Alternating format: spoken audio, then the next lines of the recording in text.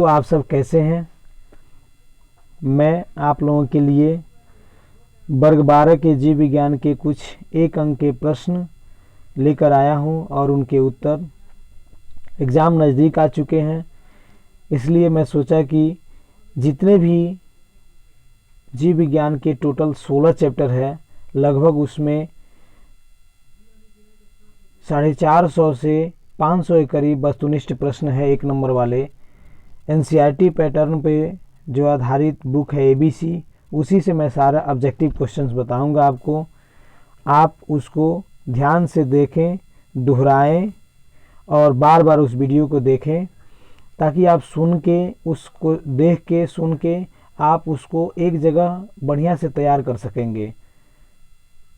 और इस तरह से मैं 3 से 4 वीडियो में लगभग प्रयास करूंगा कि पूरा आपको मैं दे सकूं ऑब्जेक्टिव क्वेश्चंस। तो आप देखेंगे PDF एक फ़ाइल है, उसी से मैं सारा क्वेश्चन आपको बताऊंगा और उसका आंसर भी। यहाँ पे पहला क्वेश्चन है, एक तोता की जीवन अवधि कितनी होती है? तो इसका पहला आंसर होगा 140 वर्ष। अगला क्वेश्चन है, धान के युग्मक में गुणसूत्रों की संख्या कितनी होती है? यहाँ युग्मक पूछ रहा है। युग्मक हमेशा अर्ध गुणसूत्र वाला सेल होता है, यह अगुणित सेल है, तो इसमें आधा गुणसूत्र होंगे। ठीक है, तो इसका होगा दूसरा 12, इसका आंसर सही होगा। मक्का के युग्मक में गुणसूत्रों की संख्या कितनी होती है? इसका आंसर सही होगा पहला 20 गुणसूत्र। सब में युग्मक पूछ रहा है, दोनों क्वेश्चन में देखिएगा आप। युग्मक अर्ध गुणसूत्र वाले होते हैं, यानी कि अगुणित होते हैं। ठीक है, उसके बाद से आप अगला क्वेश्चन देखिएगा, मनुष्यों के युग्मकों में गुणसूत्रों की संख्या कितनी होती है? ये 23 होगा, चौथा नंबर क्वेश्चन सही होगा इसका। उसके बाद से इनमें कौन अन्नप्रजक प्राणी है? ठीक है, इसका होगा चौथा सही। इनमें सभी सांप, मगरमच्छ, मुर्गी सभी अंडा देते हैं। ठीक है, तो चौथा सही होगा इनमें सभी। 8वां है, इनमें से कौन द्विगुणित है? द्विगुणित के बारे में पूछ रहा है। ऐसे सेल जिनमें गुणसूत्रों की संख्या जोड़े में हो, जैसे पराग हो गया, नर युग्मक हो गया, ठीक है, युग्मनज हो गया एवं अंड हो गया। तो इनमें होगा तीसरा सही युग्मनज, क्योंकि पराग, नर युग्मक और अंड ये सब अगुणित होते हैं। जो युग्मनज होता है वह द्विगुणित होता है, वह निषेचन के बाद की संरचना है। ठीक है, उसके बाद 9वां है क्वेश्चन हमारा अगला, निम्न में किसका पादप काय अगुणित होता है? ठीक है, तो 9वां में देखेंगे हम किसका पादप काय अगुणित होता है। तो इस क्वेश्चन का आंसर होगा कवक, शैवाल, ब्रायोफाइटा सबके पादप काय अगुणित होते हैं, इसीलिए इनमें आंसर होगा चौथा ये सभी। द्विलिंगी प्राणियों के उदाहरण कौन इसमें द्विलिंगी है? पहला दिया है जोंक, दूसरा टेपवर्म, तीसरा है स्पंज, चौथा है ये सभी। इनमें सभी, तो इनमें सभी होंगे। ये चौथा आंसर इसका होगा। जोंक भी द्विलिंगी है, टेपवर्म भी, स्पंज भी। 11वां क्वेश्चन है, निम्न में से किसमें 12 वर्ष में केवल एक बार फूल खिलते हैं? ऐसा कौन पौधा है जिसमें 12 वर्ष में केवल एक बार फूल खिलता है? तो इसका आंसर हो जाएगा नीला कुरेंजी। पहला आंसर इसका सही होगा। उसके बाद है 12वां क्वेश्चन, मध्य चक्र किसमें पाया जाता है? ठीक है, दो तरह का चक्र होता है, एक मध्य चक्र होता है और एक मासिक चक्र होता है। तो मध्य चक्र किन में होता है? पहला है गाय, दूसरा कुत्ता, तीसरा भेड़, चौथा ये सभी जो नॉन प्राइमेट जीव हैं उनमें मध्य चक्र होता है। इसीलिए इनमें आंसर होगा इसमें 12 क्वेश्चन में चौथा, इनमें सभी सही होंगे। 13 नंबर, ऋजुस्राव किसमें होता है? तो इनमें भी सभी आंसर होगा चौथा, क्योंकि बंदर, चिंपैंजी, मनुष्य प्राइमेट जीव हैं, इनमें भी सभी आंसर सही होगा। ठीक है, उसके बाद से अगला आता है 14वां क्वेश्चन का आंसर। 14वां क्वेश्चन, निम्न में से किसमें केवल एक बार अपने जीवन काल में फूल खिलता है? तो इसका आंसर होगा बांस। ये ऐसा पौधा है जो पूरा बड़ा होकर एक बार फूल खिलता है इसमें और फिर वो सारे फूल झड़ जाते हैं। अगला है प्रोफेसर पंचानन माहेश्वरी का जन्म कहाँ हुआ था? प्रोफेसर पंचानन माहेश्वरी का जन्म कहाँ हुआ था? 15वां का पहला क्वेश्चन आंसर सही होगा जयपुर में। कायिक जनन एक प्रकार का जनन है। कौन जनन है? लैंगिक अलैंगिक दोनों, इनमें से कोई नहीं, तो अलैंगिक जनन सही होगा, दूसरा इसका आंसर होगा। ठीक है, उसके बाद से अगला हमारा क्वेश्चन होगा 17वां। लैंगिक जनन को सामान्यतः कितने भागों में बांटा गया है? लैंगिक जनन को सामान्यतः कितने भागों में बांटा गया है? पहला 1, दूसरा 2, तीसरा 3, चौथा 4। तो 17वां नंबर क्वेश्चन का आंसर होगा तीसरा, 3 भागों में लैंगिक जनन को बांटा गया है। अगला क्वेश्चन हमारा 18 नंबर। आलू में अर्धसूत्री कोशिका में गुणसूत्रों की संख्या कितनी होती है? अर्धसूत्री कोशिका में जिसमें आधा गुणसूत्र हो तो कितनी होती है टोटल? इसका आंसर होगा नंबर 2, 48 गुणसूत्र होते हैं। जीव हो सकते हैं एक लिंगी द्विलिंगी दोनों, इनमें से कोई नहीं। जीव कैसे हो सकते हैं? इसका आंसर सही होगा तीसरा, दोनों हो सकते हैं, एक लिंगी व द्विलिंगी दोनों हो सकते हैं। अगला है पुष्प हो सकते हैं। पुष्प क्या हो सकते हैं? इसका ऑप्शन दिया है, पहला एक लिंगी, दूसरा द्विलिंगी दोनों, इनमें से कोई नहीं। इसका आंसर सही होगा दोनों, एक लिंगी भी हो सकते हैं द्विलिंगी भी हो सकते हैं। जब युग्मक संलयन जीव के शरीर के बाहर होता है तब उस विधि को कहते हैं। 21 नंबर क्वेश्चन है कि युग्मक संलयन शरीर के बाहर होता है तो उस विधि को क्या कहते हैं? उस विधि को कहते हैं हम, शरीर के बाहर कर रहा है तो बाह्य निषेचन, दूसरा इसका ऑप्शन सही हो जाएगा। ठीक है, अब हमारा 22वां नंबर क्वेश्चन आता है। ये कह रहा है कि जेम्यूल्स का निर्माण होता है। किसका निर्माण पूछ रहा है? जेम्यूल्स का निर्माण होता है ईस्ट में, पेनिसिलियम में, स्पंज में और हाइड्रा में। इसका तीसरा आंसर सही होगा स्पंज में। द्विखंडन पाया जाता है। द्विखंडन किसमें पाया जाता है? 23वां नंबर क्वेश्चन है। पैरामीशियम में, जलकुंभी में, अमीबा में, अमीबा तथा पैरामीशियम दोनों में। तो इसका आंसर सही होगा चौथा, अमीबा तथा पैरामीशियम दोनों में द्विखंडन द्वारा जनन होता है। 24 नंबर क्वेश्चन है हमारा। प्रोटिस्टा तथा मुनेरा में किस प्रकार का जनन होता है? प्रोटिस्टा तथा मुनेरा में किस प्रकार का जनन होता है? पहला कलिका, दूसरा कलिकाएं, तीसरा द्विखंडन, चौथा कोशिका विभाजन। तो किस प्रकार का जनन होता है? चौथा नंबर इसका ऑप्शन सही होगा, कोशिका विभाजन द्वारा। 25वां है बंगाल का आतंक किसे कहा जाता है? बंगाल का आतंक किसे कहा जाता है? इसका आंसर सही होगा दूसरा, वाटर हाइसिथ, जिसे जलकुंभी के नाम से भी जाना जाता है। यह बंगाल का आतंक कहा जाता है इसे। 26 नंबर क्वेश्चन। कायिक प्रवर्धन में पादपों का उत्पत्ति स्थल निम्न में से कौन है? कह रहा है कायिक प्रवर्धन में पादपों का उत्पत्ति स्थल निम्न में से कौन है? तो आप 26 नंबर क्वेश्चन का दूसरा आंसर सही होगा पर्व संधि। जहाँ से पर्व संधि होगा वहीं से पर्व निकलेगा और कलिकाएं निकल जाएंगी। 27वां नंबर क्वेश्चन है, निम्न में से एक लिंगी प्राणी कौन है? तिलचट्टा, जोंक, केचुआ, टेपवर्म। तो इसका पहला आंसर सही होगा 27 का तिलचट्टा, ये एक लिंगी होता है। 28 नंबर क्वेश्चन है, प्रोटिस्टा तथा मुनेरा में जनन का प्रकार होता है। पहला है कोशिका विभाजन, दूसरा है कलिका, तीसरा है कलिकाएं, चौथा है द्विखंडन। तो पहला आंसर इसका सही होगा कोशिका विभाजन। 29 नंबर इसका क्वेश्चन है, अमीबा में जनन विधि निम्न में से कौन है? तो इसका आंसर सही होगा तीसरा, द्विखंडन द्वारा। 30वां क्वेश्चन है, क्लोन शब्द निम्नलिखित में से किसे निरूपित करता है?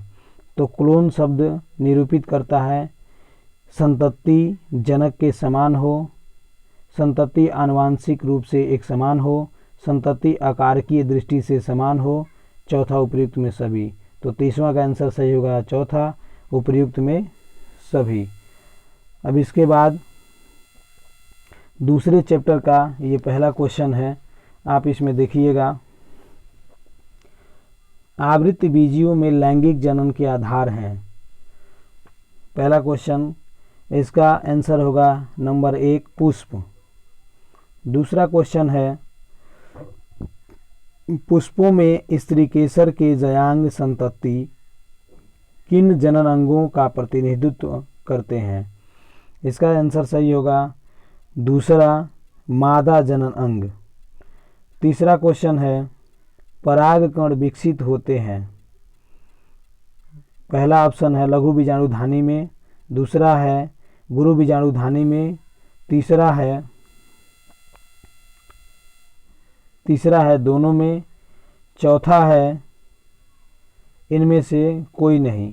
तो तीसरा का आंसर सही होगा पहला, लघु बीजाणुधानी में।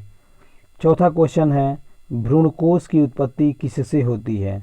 पराग नलिका से, लघु बीजाणु से, गुरु बीजाणु से, लघु बीजाणुधानी में। तो इसका आंसर सही होगा चौथा का, तीसरा गुरु बीजाणुधानी में। पांचवा क्वेश्चन है, पराग कण किस पीढ़ी का प्रतिनिधित्व करते हैं? तो पांचवा का आंसर होगा दूसरा, नर युग्मक जनन का। पराग कण किस पीढ़ी का प्रतिनिधित्व करते हैं? नर युग्मक जनन का। अगला है क्वेश्चन 6वां, जनन छिद्र पराग कण के किस भित्ति में पाया जाता है? तो इसमें पहला ऑप्शन है बाह्य भित्ति, दूसरा है आंतरिक भित्ति, तीसरा दोनों में, चौथा इनमें से कोई नहीं। तो 6वां का आंसर होगा बाह्य भित्ति। 7वां क्वेश्चन है, पराग कण की बाह्य भित्ति किसकी बनी होती है? तो इसका आंसर होगा चौथा, स्पोरोपालेनिन की। चौथा आंसर इसका सही होगा। पराग कण की बाह्य भित्ति किसकी बनी होती है? तो स्पोरोपालेनिन की। अगला 8वां नंबर क्वेश्चन है। 8वां नंबर क्वेश्चन कह रहा है कि पराग कण में अवनमन के समय कितनी कोशिकाएं हो सकती हैं? पराग कण में अवनमन के समय कितनी कोशिकाएं हो सकती हैं? तो इसका तीसरा सही होगा 1 या 2 या 3। तीसरा है 2 या 3। 9वां क्वेश्चन है, स्त्रीकेसर में कितने अंग होते हैं? 9वां क्वेश्चन है, स्त्रीकेसर में कितने अंग होते हैं? पहला 1, दूसरा 2, तीसरा 3, चौथा 4। तो इसका आंसर सही होगा तीसरा। इसका आंसर सही होगा तीसरा, 3। उसके बाद अगला क्वेश्चन है 10वां, एक परिपक्व भ्रूणपोष में कोशिकाओं की संख्या होती है? तो इसका ऑप्शन सही होगा दूसरा, 7। दूसरा इसका ऑप्शन सही होगा 7। 11वां क्वेश्चन है यहाँ पे, एक परिपक्व भ्रूणकोश में केंद्रिकाओं की संख्या कितनी होती है? तो इसका ऑप्शन सही होगा 11वां का, चौथा नंबर, 8 भ्रूणकोश में केंद्रिकाओं की संख्या होती है। ठीक है। 12वां क्वेश्चन है, पराग कण कारक होते हैं। पराग कण कारक होते हैं। पहला है अजीवीय, दूसरा है जीवीय, तीसरा है दोनों, चौथा इनमें से कोई नहीं। तीसरा होगा जीवीय, यानी पराग कण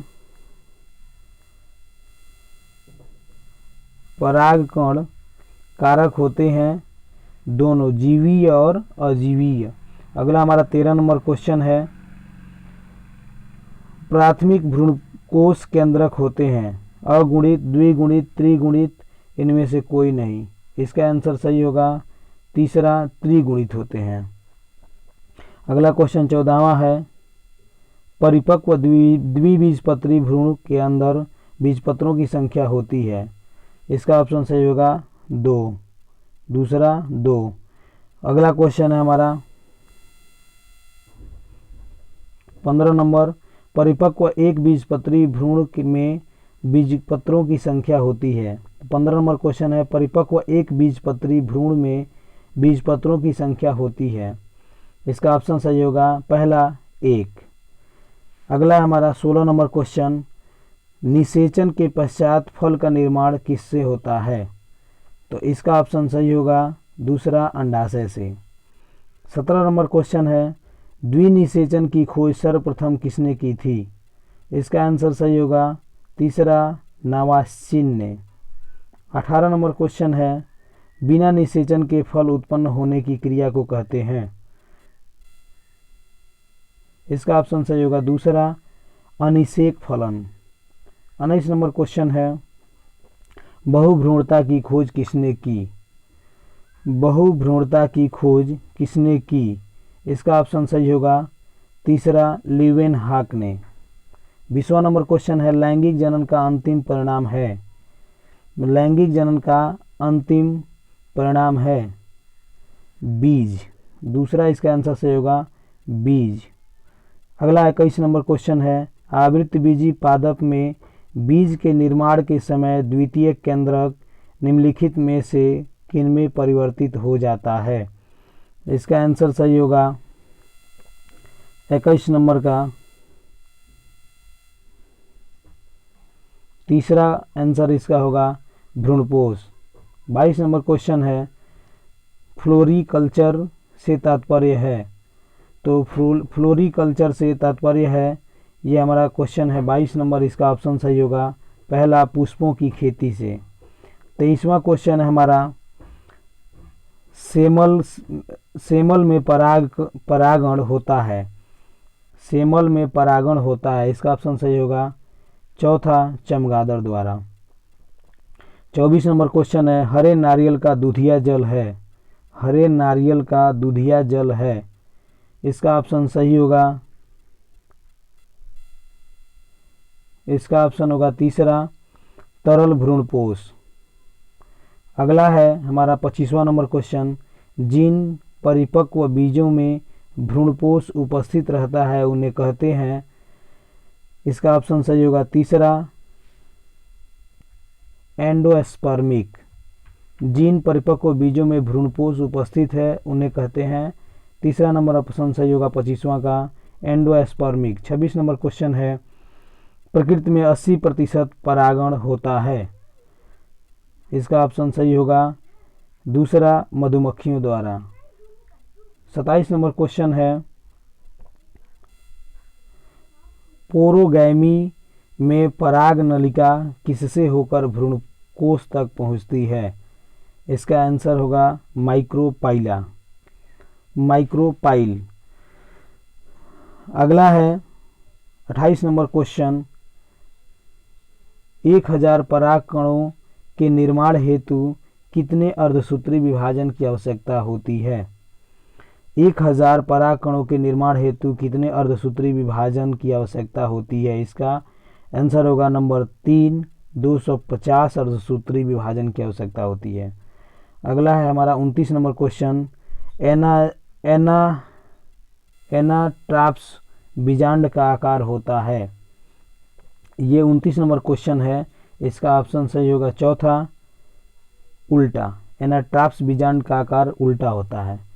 30वां नंबर क्वेश्चन है, यदि एक पौधे की लघु बीजाणु मातृकोशिका में 16 गुणसूत्र है तो भ्रूणपोष में कितने गुणसूत्र होंगे? 30वां नंबर क्वेश्चन कह रहा है, यदि एक पौधे की लघु बीजाणु मातृकोशिका में 16 गुणसूत्र है तो भ्रूणपोष में कितने गुणसूत्र होंगे? इसका ऑप्शन सही होगा तीसरा 24 गुणसूत्र होंगे। अब इसके बाद मैं अगले तीसरे चैप्टर का वीडियो अगली बार बनाऊंगा, तीसरे चौथे पांचवे का लगभग प्रयास करूंगा बना दूं, ठीक है। इसी तरह आप लोग